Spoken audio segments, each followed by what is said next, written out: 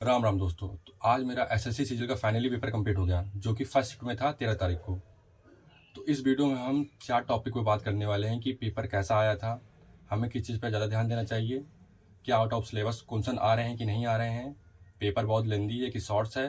पर मैं आपको क्वेश्चन नहीं बताऊँगा, एक रफ आइडिया दे दूँगा कि पेपर डूएबल है कि नहीं है, ठीक है। और अगर आपको वीडियो लंबी लग रही हो तो आप इसे 2x पे देख सकते हैं, वैसे मैं लंबी बनाऊँगा नहीं। तो चलिए शुरू करते हैं।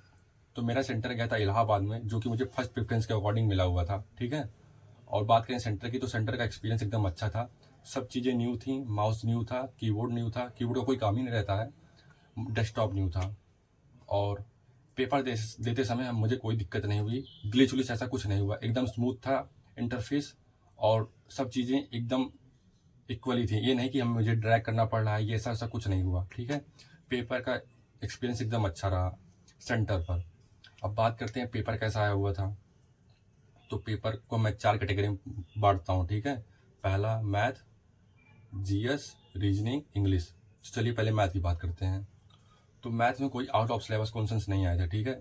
जितना प्री के सिलेबस में पूछा जाता है उतना ही सवाल पूछे गए थे। बात करें वेटेज की, तो अर्थमेटिक ज़्यादा आई थी एडवांस के कंपैरिजन में। पर अगर तुमने एडवांस नहीं पढ़ा है तो कोई डरने की बात नहीं है, क्योंकि एकदम बेसिक से सवाल आ रहे हैं। अगर तुमने हल्का सा भी पढ़ा है तो तुम उसे कर ले जाओगे। पर अर्थमेटिक का वेटेज बड़ा है और कुछ सवाल लेंदी आए हैं जिसमें तुमको दिमाग लगाना पड़ सकता है, मगर ऐसा नहीं कि नहीं हो पाएगा। थोड़ा लेंदी है मगर हो जाएगा, ठीक है। और कुछ सवाल डिक्टो सेम है कि एक एक चैप्टर से 3-4 बार पूछ लिए गए हैं। अगर तुम्हारा वो सब्जेक्ट स्ट्रांग है तो तुम्हारे लिए वो प्लस पॉइंट रहेगा, अगर तुमने उसको नहीं पढ़ा है तो समझ लो नेगेटिव ही रहेगा। मगर यह है कि तुम आराम से एक गो में 22 से 23 सवाल कर ले जाओगे। मैंने 23 सवाल किए और मैं कह रहा हूँ तुम तो एक गो में 23 सवाल कर ले जाओगे। अरे भाई 2 सवाल नहीं आ रहे थे मुझे, वो भी बता दूंगा, क्या बताऊँ, जान रहे हो एसएससी वाले ने करा हुआ है कि बताना नहीं है। और दूसरा पे आते हैं रीजनिंग। भाई रीजनिंग की कोई डरने की बात ही नहीं है, बिल्कुल तुम डरना मत, ठीक है। अगर तुमने सेक्शनल चाप के दिया हुआ है, सॉरी, अगर तुमने सेक्शनल अच्छे से दिया है, तुम भाई 25 में 25 कर लो जाओगे, ठीक है। पर तुम वोकैब पढ़ना ध्यान से, ठीक है। वोकैब इंग्लिश में थोड़ा सा हिंट दे रहा हूँ, वोकैब पढ़ना रीजनिंग के लिए। अब मैं ज़्यादा कुछ नहीं बता पाऊंगा, ठीक है। तुम 25 में 25 कर पाओगे। कुछ सवाल एकदम भाई कुछ ज़्यादा कठिन नहीं था एकदम। अगर तुम ध्यान से पढ़े हो पहले 2 में 25 सवाल करके चले जाओगे रीजनिंग में, तुमको रीजनिंग की दिक्कत लेने की बात ही नहीं। बस तुम सेक्शनल पे सेक्शनल मारे रहो, टेक्स्ट बुक पर जिस पे तुम देते हो उस पर मारे रहो, ठीक है। अब बात करते हैं इंग्लिश की। भाई इंग्लिश में थोड़ा सा रोआने वाला काम हुआ है इस बार। पेपर बहुत लंबी आया था इंग्लिश का। और अगर तुमने इंग्लिश अच्छे से पढ़ी है तभी तुम कर पाओगे। ये सोचो कि तुमने ऊपर ऊपर से पढ़ लिया तो भाई नहीं होने वाला है, बता दे रहा हूँ पहले से ही तुमसे, नहीं होगा।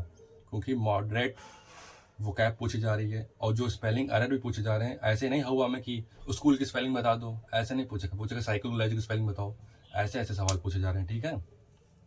तो अगर तुम ध्यान से पढ़ोगे तो तुम 20-30 सवाल कर ले जाओगे। और थोड़ा सा पेपर लेंदी आ रहा है तो उस पर तुम ध्यान देना, ठीक है भाई।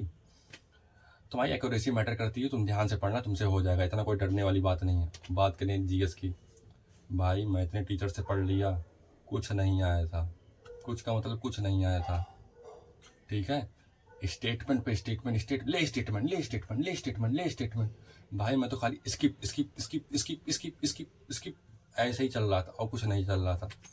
जितना तुम समय जीएस को दोगे उससे अच्छा तुम अपना समय तीनों सब्जेक्ट पे दे दो, तुम्हारा बहुत अच्छे से नंबर आ जाएगा भाई, बता दे रहा हूँ। जीएस सोच रहे हो तुम पढ़ लो कि तुम्हारा नंबर नहीं आएगा, भाई नहीं आएगा।